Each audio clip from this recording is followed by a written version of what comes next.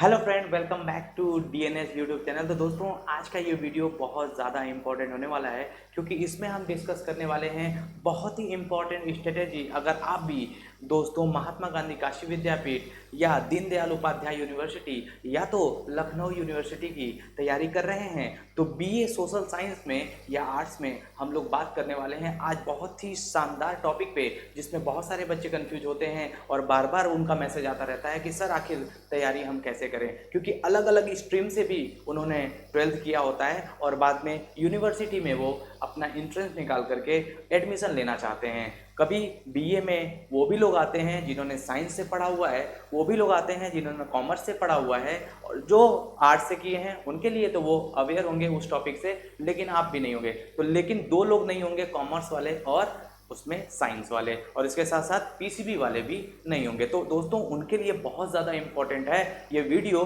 क्योंकि इसमें हम डिस्कस करने वाले हैं महात्मा गांधी काशी विद्यापीठ, दीनदयाल उपाध्याय यूनिवर्सिटी और लखनऊ यूनिवर्सिटी की बीए आर्ट्स और सोशल साइंस की तैयारी कैसे करें। इसमें मैं आपको पूरी स्ट्रेटेजी बताऊंगा इस वीडियो में कि आखिर कौन कौन से टॉपिक हैं जो आपको बहुत ही इंपॉर्टेंट तरीके से पढ़ने हैं। देखिए, इसमें कौन कौन से पॉइंट पे हम डिस्कस करने वाले हैं आज।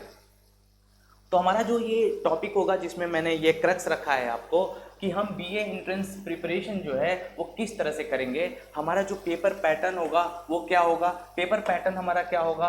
उसके बाद हम बात करेंगे भाई प्रिपरेशन स्ट्रेटेजी क्या होगी हमारी। उसके बाद हम बात करेंगे क्या हमें फ्री या पेड क्या प्रिपरेशन करना पड़ेगा, क्या हमारा फ्री में प्रिपरेशन हो जाएगा, क्या सर हमें ज़रूरी है पेड क्लास ही लेना। मैं ईमानदारी से आपको एक एक पॉइंट बताऊंगा। अगर आप फ्री में कर सकते हैं तो भी बताऊंगा, अगर आप पेड में करना चाहते हैं तो भी बताऊंगा। वीडियो में बने रहिएगा और अगर चैनल पर नए हैं तो सब्सक्राइब भी कर लीजिएगा इसको। और दोस्तों, सेफ स्कोर आपका क्या होगा, कितना नंबर आप लाएंगे, मैक्सिमम मार्क्स आप कितने लाएंगे कि कम से कम मतलब आपका एडमिशन आराम से हो जाए। भाई मिनिमम मार्क्स कितना लाएंगे कि कम से कम आपका एडमिशन हो जाए। आप कितनी मेहनत करेंगे कि एक महीने 10 दिन के अंदर आप एग्ज़ाम को क्वालिफाई कर लें और अपने मनचाहे यूनिवर्सिटी में आप एडमिशन ले लें। तो दोस्तों, ये भी मैं बात करने वाला हूं और उसके बाद मैं बताऊंगा आपको कि मोस्ट इंपॉर्टेंट टॉपिक्स कौन कौन से हैं जिसको आपको एंट्रेंस एग्जामिनेशन में बहुत ही ध्यान से पढ़ना है, और उसको भी मैं बताऊंगा आपको इस वीडियो में आगे। और उसके साथ साथ मास्टर स्ट्रेटेजी क्या होगी हर यूनिवर्सिटी की तैयारी करने की, क्योंकि बहुत सारे बच्चे ऐसे होते हैं जिन्होंने लखनऊ यूनिवर्सिटी के भी फॉर्म भरे हैं, महात्मा गांधी के भी फॉर्म भरे हैं और उसके साथ साथ डीडीयू के भी फॉर्म भरे हैं। तो तीनों की स्ट्रेटेजी एक साथ में बताऊंगा कि कौन कौन से टॉपिक हैं जिसको आपको कवर करना बहुत इंपॉर्टेंट है, मोस्ट इंपॉर्टेंट है। चलिए पहले पॉइंट पे आते हैं और समझते हैं कि चीज़ों की पेपर पैटर्न क्या होगा। तो सबसे पहले मैं बात कर दूं कि डीडीयू गोरखपुर की हम तैयारी कैसे करेंगे। सबसे पहले मैं बात करने वाला हूं, देखिए दीनदयाल उपाध्याय यूनिवर्सिटी की अगर हम बात करें तो यहाँ पर देखिए मैक्सिमम मार्क्स जो होता है वो पेपर पैटर्न में 200 नंबर का होता है और 2 घंटे का पेपर होता है, जिसमें कि आपका नो निगेटिव मार्किंग होती है, मतलब कि कोई निगेटिव मार्किंग नहीं है। 2 घंटे का टाइम मिलेगा और मैक्सिमम मार्क 200 का है। इसका मतलब 100 क्वेश्चन होंगे, एक क्वेश्चन 2 नंबर का रहेगा, कोई निगेटिव मार्किंग नहीं है। इसका मतलब आप क्वेश्चन पूरी तरह से पूरे क्वेश्चन को अटेम्प्ट कर सकते हैं, कोई दिक्कत नहीं आने वाली उसमें। हाँ, अब डीडीयू गोरखपुर की एक तारीफ बहुत अच्छी करनी होगी कि भाई इन्होंने बाइफरकेशन जो किया है ना, हर एक टॉपिक का अच्छे तरह से कर दिया है, एकदम क्लियरली मेंशन है एक एक टॉपिक के बारे में, और उनसे कितने क्वेश्चन पूछे जाएंगे उनके बारे में भी क्वेश्चन बता दिया गया है। इसमें से सारे क्वेरी को आपको एकदम रिजॉल्व कर दिया गया है। यहाँ देखिए लिखा हुआ है बीए ऑनर्स में आपको क्या पढ़ना है। सबसे पहले आपको पढ़ना है, पहले टॉपिक पे बात करेंगे तो लैंग्वेज कॉम्प्रिहेंशन पढ़ना है। हिंदी से 10 क्वेश्चन होंगे और इंग्लिश से भी 10 क्वेश्चन होंगे, यानी 2 लैंग्वेज आपसे पूछे जाएंगे। 10 क्वेश्चन उसमें हिंदी के होंगे और 10 क्वेश्चन उसमें इंग्लिश के होंगे। ये तो बात हो गई भाई लैंग्वेज की, ठीक, यानी 20 क्वेश्चन यहाँ से टोटल आपको लैंग्वेज से देखने को मिलेंगे। ये बात हो गई आपकी लैंग्वेज से, ठीक।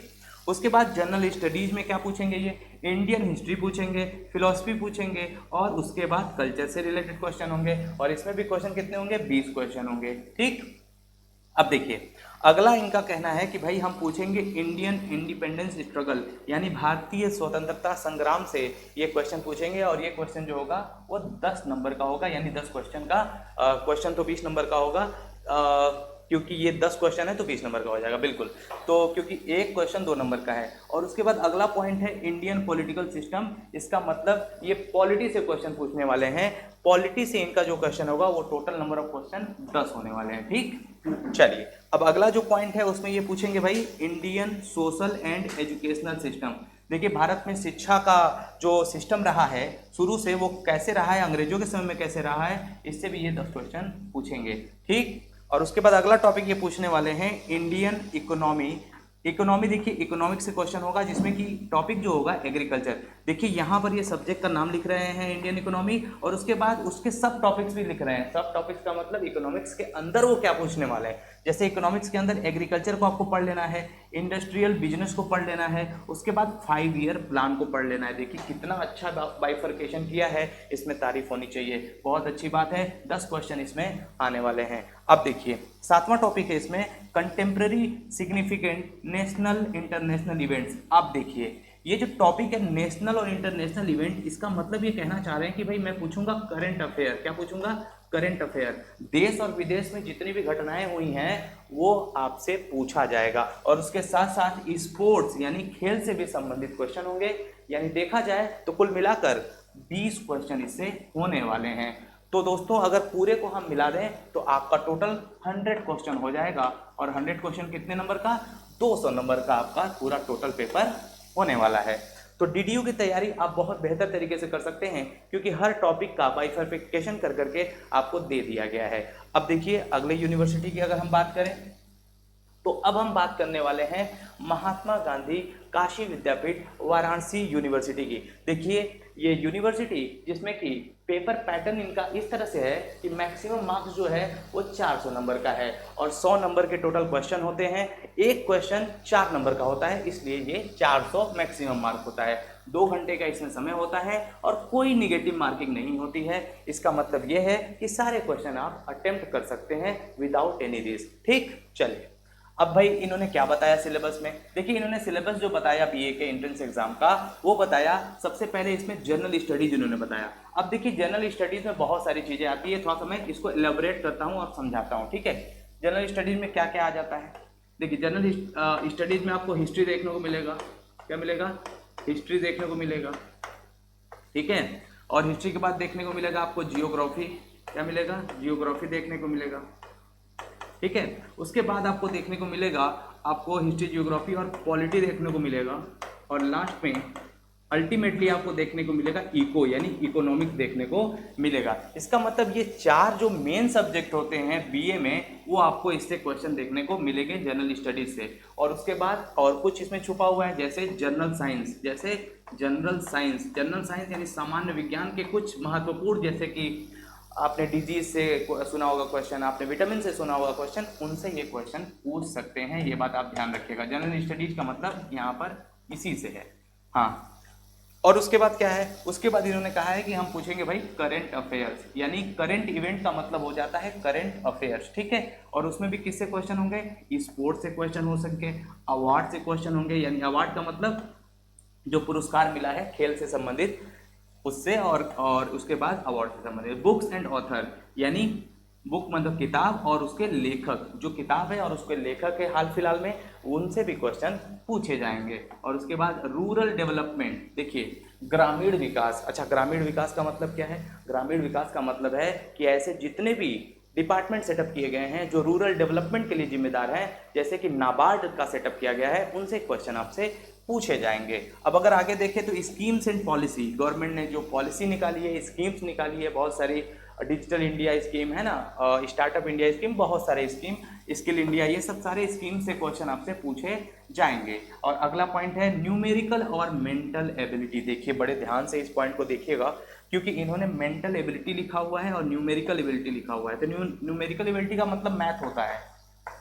लेकिन दोस्तों मैं बता दूं आपको 2023 का पेपर मैंने YouTube पे कराया भी है, एक बार आप जाकर चेक भी कर लीजिएगा। उसमें मैथ्स के उन्होंने एक क्वेश्चन भी नहीं दिया है। हाँ, रीजनिंग से क्वेश्चन 4 से 5 थे, मैथ से कोई क्वेश्चन नहीं थे। तो आप मैथ मत तैयारी करिएगा, लेकिन हाँ रीजनिंग जरूर तैयार करिएगा। हो सकता है इस बार उन्होंने 5 क्वेश्चन से 4 क्वेश्चन से 5 क्वेश्चन दिए थे और हो सकता है अगली बार इन क्वेश्चन का नंबर बढ़ करके हो सकता है 10 हो जाए। तो इस तरह अवेयर रहना है आपको। आपको बहुत सारे टॉपिक कराए गए हैं यूट्यूब पे, उसको जाके देख लीजिएगा, और पेड क्लासेस में भी मैंने कराए हैं, तो उसको मैं आगे बताऊंगा आपको। उसके बाद जनरल साइंस, देखिए यहाँ पर जनरल साइंस इन्होंने अलग से लिख दिया है, तो जनरल स्टडी में आप समझ लेंगे तो अच्छी बात है, नहीं तो जनरल साइंस तो यहाँ पे लिखा ही हुआ है। जनरल साइंस से क्वेश्चन पक्का आता है, ये बात ध्यान रखिएगा बीए में। ये मत सोचिएगा आप कि बीए का एग्जाम देने जा रहे हैं तो बस हिस्ट्री, जियोग्राफी, पॉलिटी और इकोनॉमिक्स से क्वेश्चन होंगे। जनरल साइंस से भी क्वेश्चन देखने को मिलेंगे। 5 से 7 पिछले बार क्वेश्चन देखा गया था, तो उसको ध्यान रखिएगा। जनरल साइंस भी आपको करना है बड़े ध्यान से, ठीक है। चलिए, अब हम बात करेंगे लखनऊ यूनिवर्सिटी की। लखनऊ यूनिवर्सिटी की तैयारी आप कैसे करेंगे? लखनऊ यूनिवर्सिटी बहुत ही ज़्यादा इंपॉर्टेंट एक यूनिवर्सिटी है, जिसमें आप बीए करना चाहते हैं अगर, तो उसमें क्या पढ़ना पड़ेगा? देखिए, इसमें मैं बता दूं बहुत बड़ी एक चेंजिंग है कि इसमें मैक्सिमम मार्क्स तो 200 नंबर के हैं, ठीक है। 100 नंबर का क्वेश्चन होगा, जिसमें एक क्वेश्चन 2 नंबर का होगा, ठीक है। और टोटल जो टाइमिंग मिलेगी ना, सिर्फ 90 मिनट मिलेगी, यानी कहें तो 1.5 घंटा समय मिलेगा। और इसमें भी कोई निगेटिव मार्किंग नहीं है, आप पूरे क्वेश्चन अटेम्प्ट कर सकते हैं। अगर हम सिलेबस की बात करें तो इन्होंने न्यू एजुकेशन पॉलिसी के अकॉर्डिंग जो बीए का सिलेबस दिया है, उसमें लिया है इन्होंने question will be from subject Hindi English, यानी लैंग्वेज में हिंदी और इंग्लिश से क्वेश्चन होंगे। उसके बाद जियोग्राफी से क्वेश्चन होंगे, हिस्ट्री से क्वेश्चन होंगे, सिविक्स से क्वेश्चन, देखिए सिविक्स को हम पॉलिटी कहते हैं, ये बात ध्यान रखिएगा। साइकोलॉजी से क्वेश्चन होंगे, इकोनॉमिक्स से क्वेश्चन होंगे। 10+2 लेवल के क्वेश्चन पूछे जाएंगे आपसे, जो आप पढ़ाई करके एंट्रेंस एग्जाम देने जा रहे हो। अच्छा, एक बात ध्यान रखिएगा, ये जियोग्राफी में भी आप जानते हैं ना, इंडियन जियोग्राफी ये ज़्यादा पूछते हैं। इंडियन जियोग्राफी, वर्ल्ड जियोग्राफी, 2 बड़े बड़े जियोग्राफी के सेक्शन होते हैं, लेकिन इंडियन जियोग्राफी ये ज़्यादा पूछते हैं, इस बात को ध्यान रखिएगा। और हम सिविक्स की बात करें और हिस्ट्री की बात करें तो हिस्ट्री में आप ध्यान रखिएगा, मॉडर्न हिस्ट्री ज़्यादा पढ़ेंगे, मॉडर्न और मिडवल हिस्ट्री को आप ज़्यादा पढ़ेंगे, इस बात ध्यान रखिएगा। एंसेंट भी पढ़ना है, लेकिन ज़्यादा ध्यान इन दोनों सेक्शन पे देना है आपको हिस्ट्री में से, ठीक। अच्छा, इकोनॉमिक्स की बात करें तो वही बात आती है कि भाई एग्रीकल्चर पे ज़्यादा ध्यान देना है, 5 ईयर प्लान पे ध्यान देना है, इन सब पॉइंट पे ध्यान देना है, बड़े ध्यान से समझेंगे, ठीक। चलिए, और अगर देखिए मैं बता दूं आपको, कुछ पॉइंट और बता देना चाहता हूं, जो पहले पेज पे हम लोगों ने डिस्कस किया था कि भाई जो प्रिपरेशन स्ट्रेटेजी क्या होने वाली है, थोड़े से मैंने अलग अलग स्लाइड के माध्यम से आपको समझाने की कोशिश की है कि किन किन टॉपिक्स पे, सब्जेक्ट पे आपको ज़्यादा ध्यान देने की ज़रूरत है। लेकिन हाँ, कुछ चीज़ें मैं आपको बता दूं। अब तीसरे क्वेश्चन का आंसर अभी देना बाकी था कि फ्री करे सर या पेड प्रिपरेशन करें। तो देखिए, मैं ये कहना चाहता हूँ कि अगर आप फ्री करना चाहते हैं तो हमारे यूट्यूब पे बहुत सारे कंटेंट अवेलेबल हैं, आप जा कर के, या तो मैं आपको डायरेक्ट दिखाई देता हूँ आपको कि आप जो है यहाँ पर आ जाइए। जब आप यहाँ पे आएंगे तो आपको YouTube पर जब DNS सर्च करेंगे, डे नाइट स्टडी आप लिखेंगे YouTube पे आके, तो आप हमारे चैनल पे आ जाएंगे और ये होगा इंटरफेस। और यहाँ पर आप जो है चैनल को सब्सक्राइब भी कर लेंगे, ताकि आपको रेगुलर जितने भी इंफॉर्मेटिव वीडियो हैं वो तो मिलते ही रहें, साथ ही साथ आपको बहुत सारे एजुकेशनल वीडियो भी मिलते रहेंगे time to time, free of cost, उसमें कोई चार्ज नहीं होगा। तो देखिए, इसमें आप प्लेलिस्ट में आ जाएंगे। प्लेलिस्ट में आने के बाद सपोज आप तैयारी कर रहे हैं बीए की, अगर बीए की तैयारी कर रहे हैं तो भाई देखिए, general knowledge and general study, GK GS के सारे वीडियो लेक्चर यहाँ पे 21 लेक्चर मेरे द्वारा पढ़ाए गए हैं। यहाँ पे आप बहुत सारे लेक्चर देख सकते हैं, 1 घंटे 20 और 1 घंटे 51, 1.5 घंटे 2 घंटे, बहुत सारे लेक्चर आपको यहाँ देखने को मिल जाएंगे। अगर आप फ्री में प्रिपरेशन करना चाहते हैं तो विदाउट एनी डाउट, अगर आप करना चाहते हैं तो बिल्कुल कर सकते हैं, इसमें कोई दो राय नहीं है। मेहनत करेंगे, दिन रात मेहनत करेंगे तो यकीन मानिए आप क्वालिफाई कर सकते हैं, इसमें कोई दो राय नहीं है। हाँ, अब ये ध्यान रखिएगा, मैंने ये आपको बता दिया, ठीक। चलिए, अब हम देखते हैं आगे। अब अगला क्वेश्चन बनता है कि सर ठीक है, हमने फ्री से तैयारी, ठीक है, आपने बता दिया, लेकिन अगर हम पेड से करना चाहें तो? फिर मेरे दिमाग में ये सवाल आता है कि पेड से अगर हम करना चाहें तो सर कैसे करें? तो पेड से अगर आप करना चाहेंगे तो हम आपको बता देना चाहते हैं कि यहाँ पर हम लोगों लगातार बहुत ही बेहतरीन एक कोर्स हम लोगों ने डिज़ाइन किया है, जो अलग अलग यूनिवर्सिटी के सिलेबस के अकॉर्डिंग बहुत ही ज़बरदस्त तरीके से बनाया गया है, और बहुत कई दिनों के रिसर्च के बाद एक बहुत ही बेहतर डिज़ाइन किया गया है। उसको एक रोड मैप को देखते हुए, एक सिलेबस को देखते हुए, हर पॉइंट को देखते हुए, ध्यान रखिएगा, किसी भी पॉइंट को नज़रअंदाज नहीं किया गया है, हर पॉइंट को ध्यान रखते हुए इसको तैयार किया गया है। और ये जो है प्रीवियस बैच हमारा लगातार रन कर रहा है, जिसमें 25 दिन का हम लोग क्रैश कोर्स करा रहे हैं।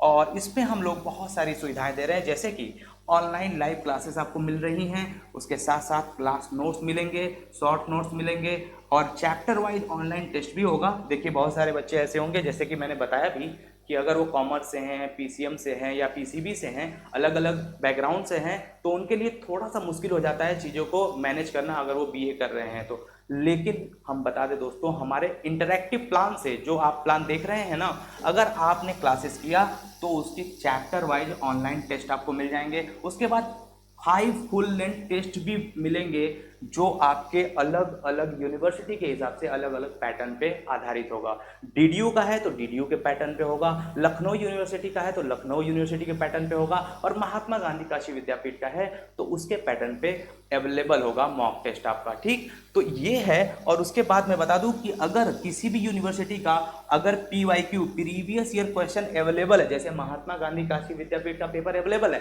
तो उसको आपको एप्लीकेशन के माध्यम से दे दिया जाएगा। दीनदयाल उपाध्याय और लखनऊ यूनिवर्सिटी का पेपर नहीं मिलता है तो उसको हम लोग उसकी जगह मॉडल पेपर बना के देंगे, जो हम लोगों ने बच्चों से बात किया है, फीडबैक लिया है, और जितने भी मेमोरी बेस्ड क्वेश्चन है उसके आधार पर हम भी उसमें भी 5-5 सेट आपको प्रोवाइड कर देंगे, जिससे कि आपकी तैयारी एक नए अलग लेवल की पहुंचेगी। यकीन मानिए इसके बाद आप रैंक भी लाएंगे और बेहतर रैंक के साथ आप एडमिशन लेंगे। और ये कोर्स जो है वो जस्ट 499 यानी लगभग 500 में है। और मैं बता दूं कि इसके लिए आप हमारे DNS एजुकेयर ऐप को डाउनलोड कर सकते हैं प्ले स्टोर से, और ये अगर मान लीजिए उसके बावजूद आपको कोई डाउट है तो कॉल कर सकते हैं 6387986764 पे।